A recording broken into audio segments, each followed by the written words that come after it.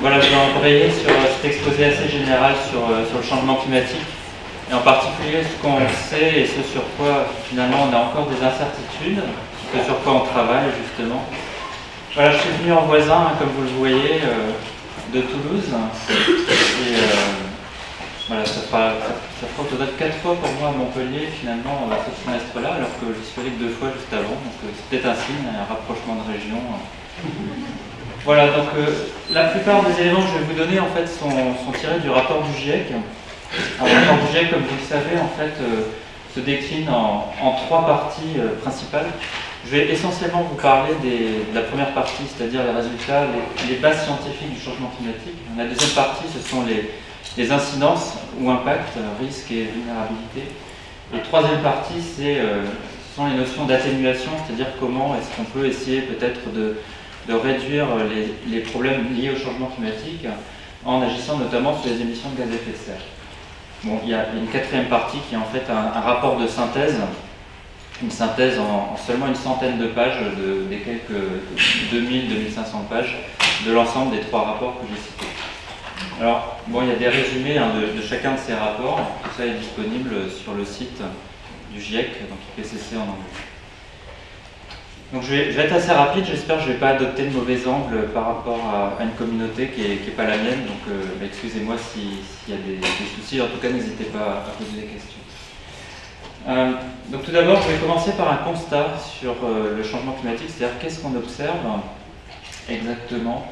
Depuis 1850, c'est ce que montrent les courbes en haut, on a des observations de température, alors qui sont évidemment un peu moins précises et qui couvrent un peu moins bien le globe à cette période-là qu'actuellement. On dispose de moyens bien plus extensifs de mesure. Mais en fait, ce qu'on observe là, ce que montre ce graphique, en fait, ce sont des écarts par rapport à la moyenne des températures 1961-1990. On voit une augmentation de température qui est d'environ 0,8 degrés.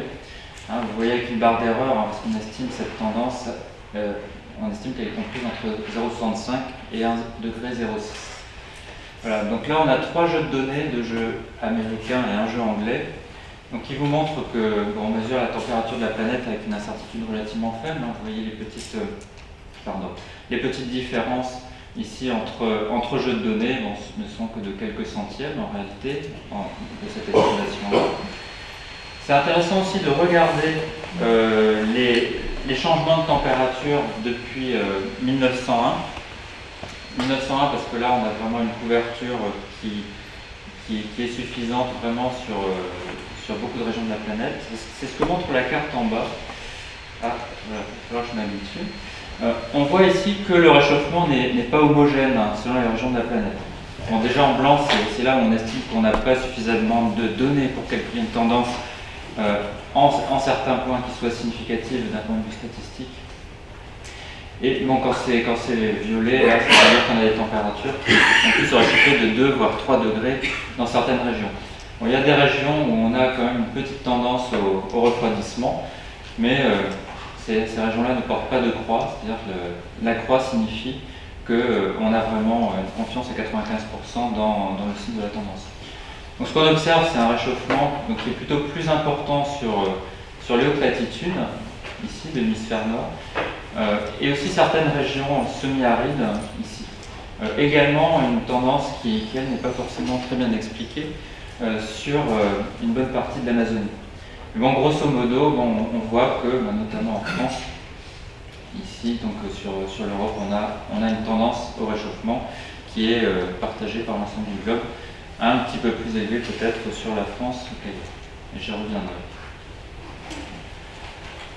Alors donc sur la France, cette fois-ci, je remontre finalement l'évolution de la température moyenne, donc telle que calculée par Météo France sur l'ensemble du pays. Et cette fois-ci en écart par rapport à 1981-2010. C'est un petit changement de référence mais qui ne change pas grand-chose finalement par rapport à ce chiffre-là. Donc ce qu'on voit, c'est qu'on a un réchauffement qui est graduel, bon, évidemment avec des variations d'une année à l'autre de la température. On peut avoir certaines années très froides. Là, on reconnaît 1956, qui est une année marquante avec son célèbre mois de février, qui a été le mois le plus froid du XXe siècle. avec une température qui était autour de 8 à 9 degrés en dessous de la normale. Et depuis, on a un réchauffement progressif avec des températures qui sont de plus en plus élevées, avec quand même quelques petits accidents ici qu'on peut observer encore. L'année 2014 a été l'année la plus chaude, de peu, jamais observée sur la France. Alors puisque je suis à Montpellier, je vous montre Montpellier. Vous voyez que finalement l'allure des courbes, si je passe d'une courbe à l'autre, est assez similaire. Je pourrais montrer également Lille, ou Brest, ou Strasbourg, ou Toulouse. On aurait à peu près le même message. Donc c'est assez cohérent dans un espace tel que la France. Si je montrais aussi Düsseldorf ou Stockholm, ce serait relativement similaire, à part peut-être l'amplitude des fluctuations qu'on peut observer d'une année à l'autre. Alors maintenant, c'est évidemment intéressant de regarder la température. On parle souvent de réchauffement climatique. Mais il faudrait peut-être me dire plutôt changement climatique en général, éventuellement avec un S, parce que ce n'est pas seulement une question de climat, c'est aussi une question d'impact, d'incidence sur l'ensemble de nos activités. Alors là, je montre cette fois-ci les précipitations depuis 1951 jusqu'en 2010. Alors cette fois-ci, on ne prend pas 1901 parce que les précipitations sont quelque chose de beaucoup plus compliqué à mesurer et à observer que la température. Et donc on a vraiment confiance dans les mesures à partir de 1951 à peu près. Alors ce qu'on observe, on voit quelques structures assez cohérentes qui émergent, donc plutôt une augmentation des précipitations en général dans les moyennes à haute latitude de l'hémisphère nord, un peu plus au sud sur les subtropiques, donc ici le bassin méditerranéen, on a une tendance assez affirmée à la diminution des précipitations, une tendance à la diminution aussi dans des zones semi-arides un peu plus au sud. Il peut y avoir des régions où alors c'est un peu plus contrasté, mais quand même globalement sur la borde équatoriale, on a une augmentation aussi des précipitations. De nouveau, une baisse des précipitations un petit peu plus au sud. Voilà, donc ça je dirais c'est assez important à regarder évidemment, parce que derrière les ressources en eau, vous qui êtes des sciences du vivant, vous savez que c'est un facteur qui est vraiment essentiel pour beaucoup d'organismes et beaucoup d'activités. Alors en France, il se trouve qu'on se situe à peu près à cheval sur les deux zones, c'est-à-dire on a plutôt une diminution des précipitations dans le sud et une augmentation dans le nord, ce qu'on voit aussi sur cette carte-là, qui est issue de nombreuses mesures effectuées par Météo France depuis les années 50. Et donc on retrouve cette augmentation des précipitations, donc plutôt dans le nord en général, et une tendance à l'assèchement dans le sud. En moyenne, sur la France, on a plus 5% de précipitations par décennie sur le cumul moyen annuel. Donc c'est quand même une tendance qui est assez importante. Bon, tout n'est pas forcément à attribuer au changement climatique, il peut y avoir aussi des variations, même sur des périodes relativement longues. Mais en tout cas, c'est cohérent avec ce qu'on attendrait du changement climatique dans notre région. Alors il y a d'autres paramètres sur lesquels je ne vais pas m'attarder énormément, mais qui sont cohérents quand même avec un réchauffement de la planète dans son ensemble. Donc notamment, les océans absorbent plus de 90% du déséquilibre énergétique qui est le résultat de l'accumulation des gaz à effet de serre dans l'atmosphère. Tout est stocké, l'essentiel est stocké dans l'océan, le reste servant à réchauffer l'atmosphère, les sols et à faire fondre des glaces. On a une augmentation du niveau marin qui est d'environ 20 cm en moyenne globale, mais ça peut varier autour de cette moyenne selon les régions, depuis le début du XXe siècle. Donc on a cette augmentation qui est progressive mais certaine. On a une réduction du couvert neigeux de l'hémisphère nord, et on a aussi une réduction de la quantité de glace présente sur l'océan Arctique depuis le début du XXe siècle. Donc il y a une division par deux, à peu près, de la quantité de glace qui reste à la fin de l'été. Alors la suite du constat, c'est une accumulation de gaz à effet de serre d'origine humaine depuis en particulier le milieu du XIXe siècle, ça a vraiment commencé à augmenter. Ici, pour élargir un petit peu la perspective, donc on a tracé ici depuis le dernier âge glaciaire, il y a 20 000 ans, l'évolution des gaz à effet de serre. Donc on était à 180 parties par million, c'est-à-dire 1 cm3 en volume par mètre cube d'air. On a une augmentation lors de la déglaciation, c'est-à-dire que le système climatique, par la fonte des permafrosts, et notamment le dégazage des océans qui se réchauffaient. Donc on a eu une augmentation de ce gaz carbonique pour atteindre à peu près 100 parties par million de plus vers 1850. Bon, ça c'est une figure qui date un tout petit peu, hein, ça date de 2007. Actuellement, on est à 399 parties par million, donc presque 400, un ajout de gaz carbonique qui est lié aux activités humaines. Pour le méthane, on a quelque chose d'assez similaire qui se produit avec une très forte augmentation du méthane atmosphérique. Alors pour zoomer un petit peu plus sur ce qui se passe en termes d'émissions humaines de gaz carbonique, depuis le début des années 90, on voit qu'on a une augmentation donc, qui est autour de 2% par an, en moyenne par an.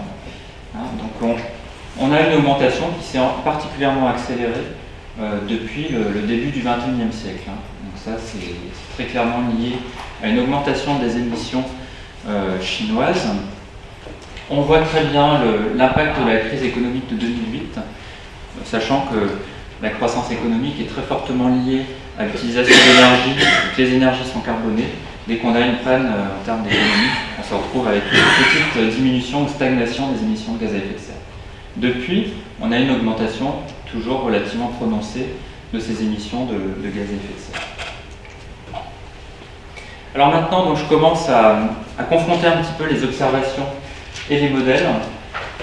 Alors en fait, il existe à peu près une quarantaine de modèles de climat actuellement de par le monde.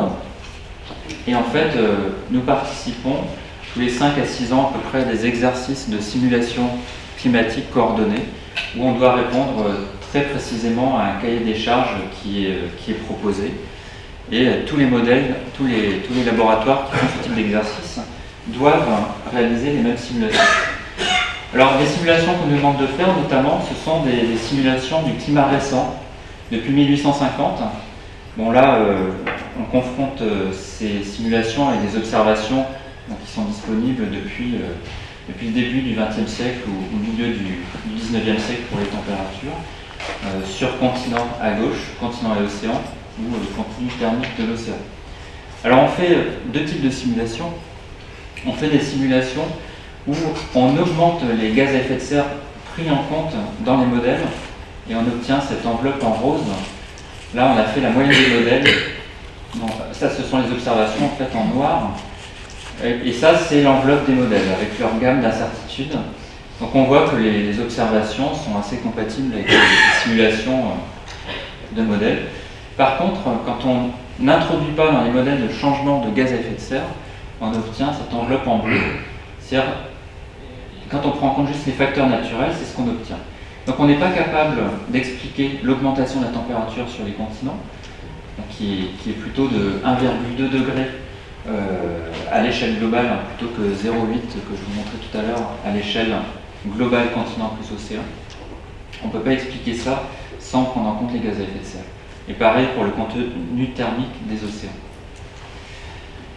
Alors pour le futur, en fait, ce qu'on fait, c'est qu'on utilise les mêmes modèles et on introduit divers scénarios d'évolution de gaz à effet de serre. Donc, je vais revenir assez rapidement tout à l'heure sur ce que sont ces scénarios. Alors, on a des nouveaux scénarios, en fait, depuis quelques années, qui ont été repris dans le rapport du GIEC. Ce sont les scénarios dits RCP, Radiative Concentration Pathways. 2,6, RCP 2,6, ça donne en fait l'intensité du déséquilibre énergétique lié aux perturbations de gaz à effet de serre qu'on applique sur le système climatique dans son ensemble. Alors 2,6 c'est vraiment le scénario le plus optimiste. 2,6 en fait ce sont 2,6 watts par mètre carré de déséquilibre énergétique qu'on introduit. Sachant qu'aujourd'hui on estime qu'on est à 2,3. Ça veut dire qu'on a une stabilisation extrêmement rapide et une décroissance ensuite très rapide des émissions de gaz à effet de serre pour arriver à ce scénario-là. On a aussi le scénario du pire, entre guillemets, c'est-à-dire où on continuerait à avoir les mêmes pratiques d'émissions de gaz à effet de serre qu'actuellement. C'est le 8,5 watts par mètre carré de déséquilibre énergétique. Alors, ce qu'on obtient, même dans le scénario le plus optimiste, on obtient quand même une légère évolution de la température. une augmentation d'à peu près 1 degré. Et vous voyez qu'il y a quand même une incertitude autour de ce 1 degré, mais bon, c'est l'ordre de grandeur. 1 degré de réchauffement d'ici la fin du XXIe siècle par rapport à la fin du XXe siècle. Dans le scénario le plus pessimiste, donc en moyenne globale, continent plus océan, on a une augmentation autour de 3 à 5 degrés en gros. Et c'est un peu plus, cette augmentation de température est un peu plus prononcée si on ne regarde que les continents, où évidemment la majorité d'entre nous habitent. Donc ce sont les chiffres, en gros, qu'il faut retenir, c'est-à-dire si on ne fait rien, c'est ce réchauffement-là. Par contre, s'il y a une forte modération des émissions, c'est autour de 1 degré, ce qui est équivalent au réchauffement climatique qui a déjà eu lieu jusqu'à présent, depuis 1850. Alors, si on regarde comment ça se traduit sur les différentes régions de la planète, on a quelque chose en structure de réchauffement. Donc ici, on voit les changements de température par rapport à la fin du XXe siècle, donc pour la fin du XXIe. On a un réchauffement qui est plus prononcé déjà sur les régions polaires et hautes latitudes de l'hémisphère nord que sur le reste du globe. Et de nouveau, on retrouve un réchauffement qui est plus prononcé sur continent que sur océan. Alors c'est vrai pour ce scénario-là, le scénario le plus optimiste à gauche ici, le RCP 2.6. C'est vrai aussi, bien sûr, pour le scénario le plus pessimiste, le RCP 8.5, où on a ce type de structure.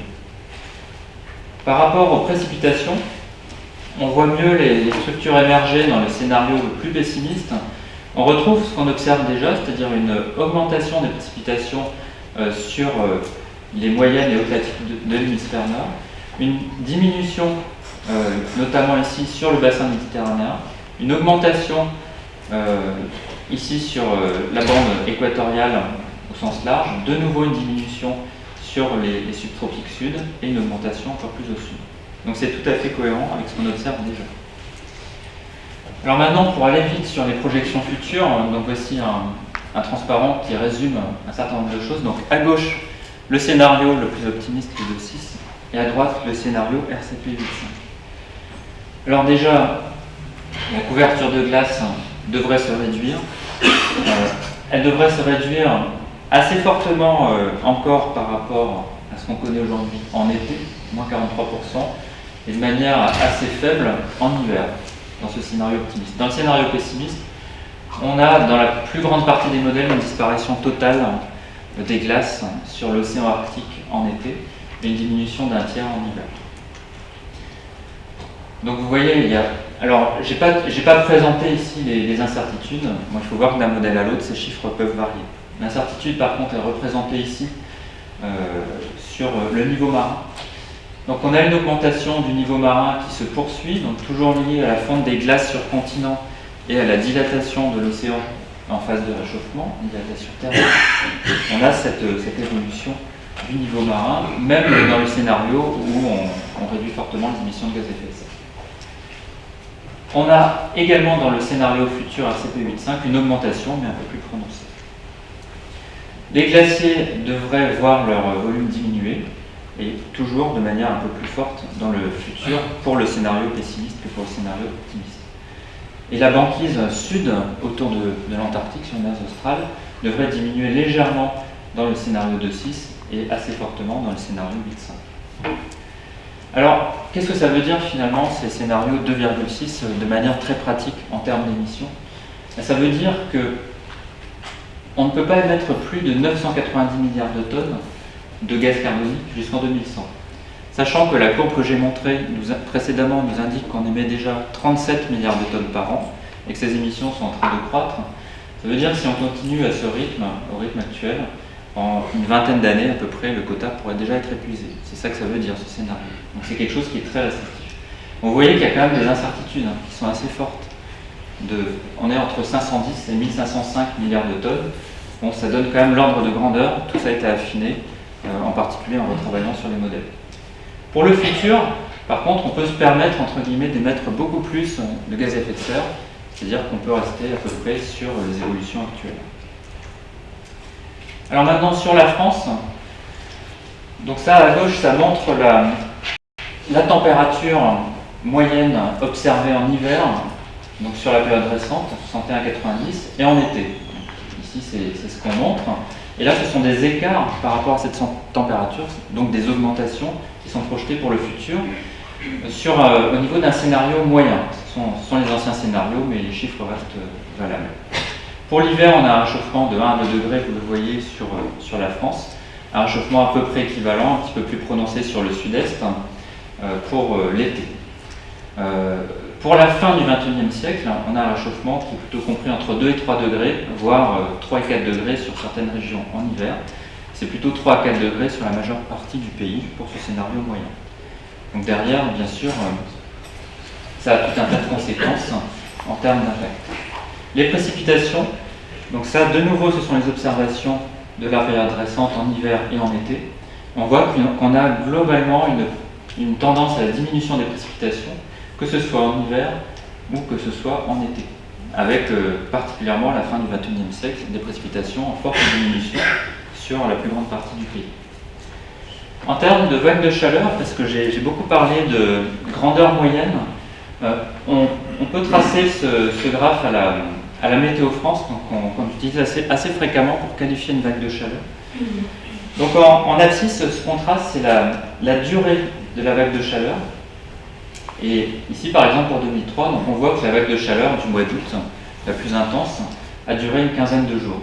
Ça, c'est la valeur maximum de l'indicateur thermique, c'est-à-dire moyenne des températures mini et maxi sur l'ensemble du pays. Donc on est quand même monté à 29 degrés un jour d'août 2003, avec des maxi en moyenne sur l'ensemble du pays qui ont atteint 37 degrés un certain jour d'août 2003. Donc quelque chose de très intense. Et la surface de chaque pastille représente l'intensité globale de la vague de chaleur, c'est-à-dire l'intégration de l'écart à la normale sur l'ensemble de la vague de chaleur. Donc plus on a une pastille qui est grosse, plus on a une vague de chaleur intense. En vert, c'est ce qui a déjà été observé. Donc il y a quelques millésimes qu'on reconnaît, en 1947 qui était très connu juste après-guerre, 76 qu'on ne présente plus, 83 qui a peut-être été un peu oublié mais qui était très intense au mois de juillet, et 2003 qui était quand même hors norme par rapport à ce qu'on a connu. Pas forcément en durée, mais en intensité maxi de la vague de chaleur. Alors en jaune, on a représenté à partir de simulations climatiques les vagues de chaleur qu'on a trouvées dans les simulations climatiques. Donc ça fait les pastilles jaunes. On voit que 2003 est finalement quelque chose qui reste quand même assez exceptionnel, même comparé à des simulations climatiques de 2021-2050. Et ça, vous le voyez, c'est pour la fin du XXIe siècle. 2003 est quand même largement surclassé. On a des vagues de chaleur qui peuvent atteindre 2 mois en durée, avec des températures qui sont 1 à 2 degrés supérieures à ce qu'on a constaté en pointe pendant 2003. Alors je vais terminer mais je ne vais pas m'étendre trop là-dessus, sur certains impacts, certains risques du changement climatique. Bon, je vais pas détailler énormément, mais je vais parler surtout de l'Europe. Alors le premier risque, en fait, c'est un risque d'inondation. Donc j'ai indiqué qu'il y avait des diminutions de précipitations qui étaient projetées pour le futur sur l'ensemble du pays, mais ce n'est pas du tout incompatible avec une augmentation de certains événements de précipitations intenses. Et donc ces risques-là peuvent être aggravés, notamment par l'urbanisation. Il n'y a pas que des aspects climat et météo dans les sciences du climat, il peut y avoir aussi une confrontation d'un risque météo avec un équipement humain particulier. Ça peut être aggravé aussi par l'élévation du niveau de la mer, notamment parce que les fleuves peuvent avoir du mal à expulser leur eau si le niveau marin, hors du continent, si le niveau marin est monté. On a aussi des problèmes vis-à-vis de l'eau. Et donc on s'attend à une compétition accrue en termes d'utilisation de l'eau. Déjà il y a moins d'eau, on aura toujours des besoins pour l'agriculture, pour l'industrie et pour les usages domestiques. Mais il va falloir peut-être arbitrer et adapter certaines cultures de façon à choisir des cultures qui sont moins gourmandes en eau. Et on a aussi le troisième grand risque est lié aux chaleurs extrêmes. C'est typiquement ce qu'on a observé en 2003, c'est-à-dire une surmortalité d'à peu près 15 000 personnes liées à la vague de chaleur qu'on a constatée. Et risques associés. La chaleur, ça peut aussi causer des problèmes au niveau des cultures et ça peut causer, surtout conjugué à des sécheresses intenses, des départs de feu accrus. Ça, ce sont vraiment les risques auxquels on peut s'attendre.